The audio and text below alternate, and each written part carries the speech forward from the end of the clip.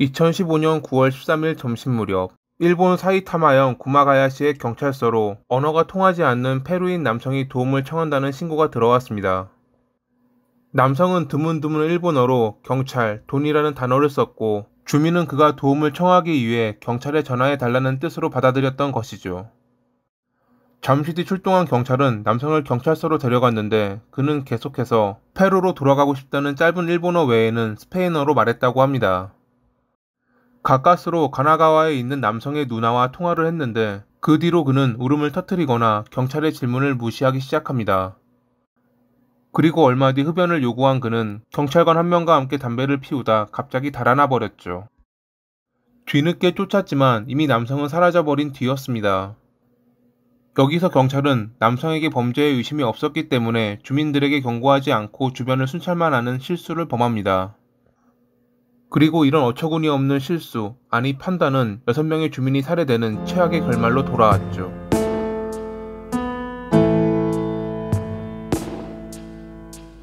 (2000년부터 2006년까지) 페루에서 18명을 살해해 죽음의 사도라고 불린 페드로 파블로 나카다 루데냐라는 남성이 있었습니다.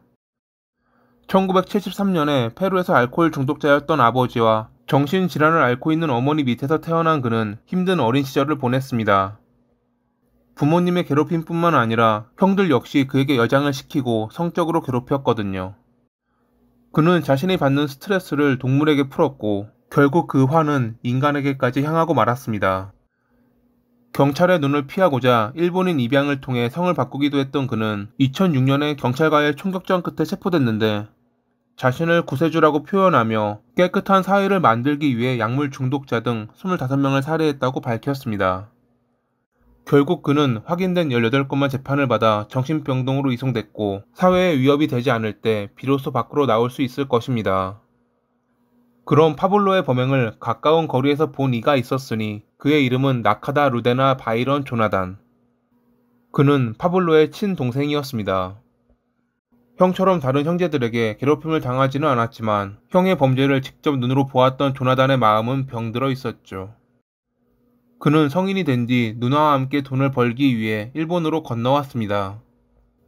형 덕분에 나카다라는 성을 써 일본인의 후손인 것처럼 보일 수 있었기에 아무래도 다른 나라보다 좀 더 대우받을 수 있을 것으로 생각했을 것입니다. 예상대로 일자리는 구하기 어렵지 않았지만 문제는 다른 것에 있었습니다. 조나단은 어릴 때 충격 때문인지 검은 그림자가 나타나 잠을 못 잤다. 집 안에 무언가 나쁜 것이 있다라며 항상 두려움에 시달렸고 그런 그를 걱정한 누나가 병원에도 데려가 보았지만 달리 호전되지 않아 점차 힘들어지자 그는 자처해서 집을 나가 서로 떨어져 살게 되었습니다. 이때까지는 그나마 집에서만 그럴 뿐 밖에서는 별다른 문제는 없었다고 합니다. 그는 일본어를 제대로 배우지 않아 직장에서도 소통에 문제가 있어 동료들과 거의 대화를 나누지 않았고 당연히 친구도 없어 혼자 밥을 먹는 경우가 자주 목격되고는 했습니다. 타국 생활에서 그를 괴롭힌 것은 이런 고독감과 원인 모를 두려움만이 아니었습니다. 그의 형이 죽음의 사도였다는 것이 알려지는 순간 그는 다른 직장을 찾아 거주지를 옮겨야 했거든요. 당시 누나에게 전화해 자신의 고통을 호소했던 그는 점점 더 마음이 병들어가며 누군가에게 쫓기고 있다, 누군가에게 살해당한다 라는 망상에 시달렸고 같은 아파트 1, 2층에 사는 페루인과 브라질인이 자기를 죽이러 온 킬러라는 등 눈에 띄는 모든 이들을 추격자라 부르며 두려워하기 시작했습니다. 몇 년 동안 일본에서 일하며 몸도 마음도 지쳤던 조나단. 샐러드 제조 공장에서 파견 사원으로 근무했던 그는 2015년 9월 12일에 일을 그만둔다는 통보를 안 뒤 정처 없이 걸었고 다음날 사이타마현 구마가야 시내의 민가에서 발견됐습니다. 갑자기 집에 들어온 조나단에게 주민이 무슨 일이냐고 묻자 그는 전화를 거는 듯한 몸짓으로 경찰이라 말했고 지갑을 꺼내 손으로 가리키며 돈이라는 짧은 일본어로 대화를 이어갔습니다. 경찰에게 전화해 달라고 말하는 외국인이 있다는 주민의 신고로 출동한 경찰과 함께 경찰서로 가게 된 그는 누나와의 통화에서 울음을 터뜨렸고 통화를 끝내고 잠시 뒤 흡연을 요구해 경찰관 한 명과 함께 외부에 있는 흡연실로 가게 되었는데 잠시 주변을 살펴보다 경찰관이 방심한 틈을 타 그대로 도주해 버렸습니다.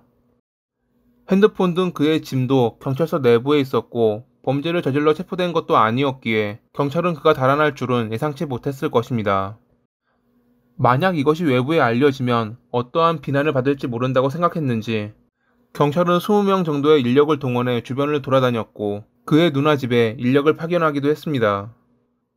그가 도주하고 2시간 뒤 경찰서로부터 그리 멀리 떨어지지 않은 지역에서 외국인이 침입해 말을 걸자 도망갔다. 중동계 외국인이 금전을 요구하다 달아났다는 등의 신고 전화가 걸려왔고 경찰은 경찰견까지 동원해 그를 쫓았지만 끝내 찾지 못했습니다. 그리고 다음 날인 9월 14일 가미쿠마가야 역으로부터 약 500m 떨어진 주택에서 살인사건이 발생합니다. 평소 함께 산책하던 지인에 의해 본인의 집에서 사망한 채 발견된 중년 부부 A와 B. 안방에는 알파벳 같은 글씨가 피로 적혀 있어 경찰은 범인이 썼을 것으로 추정해 조사를 이어갔습니다. 이때까지만 해도 그들은 이 사건이 하루 전 경찰서에서 도망친 조나단의 범행이라는 것은 예상하지 못했습니다. 15일에 경찰은 이틀 전 민가에 침입한 외국인 남성에 대한 구속영장을 받았는데 이때도 그에 대한 정보를 자치단체나 교육기관에 제공하지 않았다고 합니다. 만약 이때라도 경찰이 자신들이 놓친 이가 거리를 활보하고 있으니 조심하라는 내용의 공문을 보냈다면 이어질 다른 범행들은 일어나지 않았을지도 모릅니다. 그는 억지로 침입하지 않고 열린 창문이나 잠기지 않는 집만을 노렸기에 조심하라는 경찰 발표가 있었다면 주민들이 좀 더 문단속을 했을 테니깐요. 9월 16일 조나단은 이시하라 역으로부터 약 400m 떨어진 민가에 침입해 독신 여성 C를 살해한 뒤 근처에 있는 또 다른 민가에 침입해 집안에 있던 40대 여성 D와 그녀의 장녀, 차녀를 살해했습니다. 오후 4시 넘어 C의 사건이 발각되며 주변을 탐문 조사하던 경찰은 불이 켜져 있는 D의 집에서 아무런 응답이 없자 주변을 둘러보았고 그러던 중 2층 창문에서 양손에 흉기를 든 조나단이 얼굴을 내밀자 지원을 요청했습니다. 그로부터 6분 뒤 그는 경찰의 설득을 무시하고 양손에 상처를 낸 뒤 창문에서 스스로 뛰어내려 병원으로 이송됐습니다. 얼마 뒤 깨어난 그는 자기가 일을 하고 있었는데 정신을 차리고 보니 병원 침대 위였다며 범행 사실을 기억하지 못했습니다. 하지만 앞선 6건의 범행은 모두 그가 저질렀다는 명백한 물증이 존재했고 검찰은 정신감정 결과 책임 능력이 있다고 판단하며 살인죄로 기소했죠. 2018년 1월 26일에 열린 첫 공판에서 변호 측은 그가 범행에 대해 기억하지 못하고 만약 범죄가 성립한다고 해도 심신상실 상태였다며 무죄를 주장했습니다. 이 뒤로 열린 재판들은 그의 정신 이상에 대해 중점을 두었는데 끝내 검찰 측은 발견하기 어려운 장소에 시신을 숨기거나 혈흔을 닦는 등 자기 방어적인 행동을 해 위법성을 인식한 것으로 보아 피해 망상은 있었지만 환각이나 환청은 없어 책임 능력이 충분하다며 사형을 구형했습니다. 재판 내내 조나단은 누군가가 나를 쫓고 있다, 헬리콥터가 내려온다라는 등 조현병 증세를 보였고 재판부도 이것이 범행에 일부 영향을 주었다고 인정했지만 2018년 3월 9일의 재판부는 범행 현장에서 시신을 숨기는 등 은폐를 시도한 점에서 인명을 빼앗는 위험한 행위임을 인지하고 범행을 저질렀다며 사형을 선고했습니다. 변호 측은 그의 조현병 증세가 범행에 일부 영향을 주었다는 것은 인정하면서 책임 능력도 있다고 인정하는 것은 우스꽝스러운 판결이라며 항소했고 2019년 12월 5일에 도쿄고등법원은 1심 판결을 파기하고 종신형을 선고했습니다. 재판부는 그가 망상으로 만들어낸 추격자로부터 몸을 숨기기 위해 피해자의 집에 침입했고 피해자를 추격자로 착각해 살해한 것이라며 원래는 사형으로 임할 수밖에 없는 중대한 범죄이지만 조현병이 초래한 강한 망상의 영향으로 책임 능력이 충분하지 않다고 판단한 것입니다. 검찰 측은 사안의 중요성이나 유족의 심정 등을 근거로 다양한 각도에서 검토했지만 적법한 상고 이유를 발견하지 못해 상고를 단념하겠다고 밝히며 끝내 조나단은 2020년 9월 24일에 종신형이 확정되었습니다.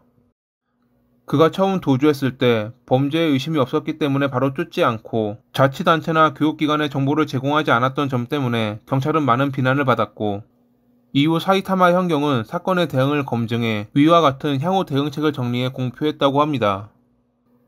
만약 재빠른 대처를 했다면 일어나지 않았을지도 모르는 사건.